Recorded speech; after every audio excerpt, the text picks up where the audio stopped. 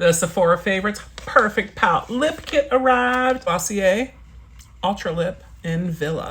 This is one of the full-size products. It's creamy and smooth.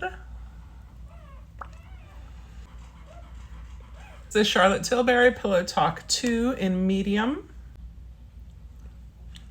It's a little bit on the brown side for what I usually go with. I do like it, and it's Charlotte, so it always feels good on. Pillow Talk 2. The third full size is Rare Beauty.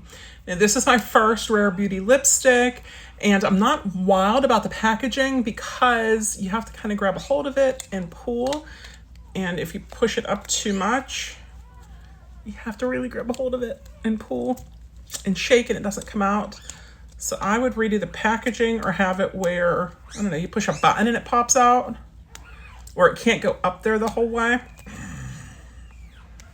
There we go, I got it. It's the Kind Words Matte Lipstick in Humble.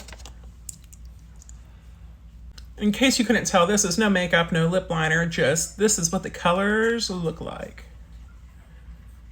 I do like that. I think that's very pretty, very nudie. But like I said, I'm not wild about the packaging. The two samples, first up is the Clarins Lip Comfort Oil, and the color is Pitaya. Pitaya, of course. Oh, that feels good. That looks good. Again, there's no lip liner. I have no makeup on. My skin prep is done for the evening, and I am ready to crawl into bed after we weigh the 20 puppies that were born in the last 2 days. That is very pretty. Let's swatch and see if there's anything. Nothing. Would I buy this? Yes, I would definitely buy the full size. That feels so good.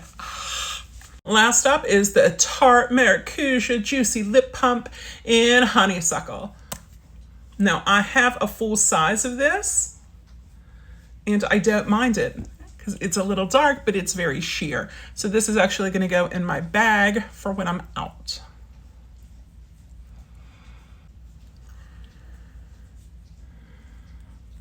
I do like that. I like the Tarte Maracuja products. What do you think? Did you get the Perfect Pout Lip Kit? Do you like it? Which one's your favorite? And what do you want to see in the next Sephora Favorites Lip Kit?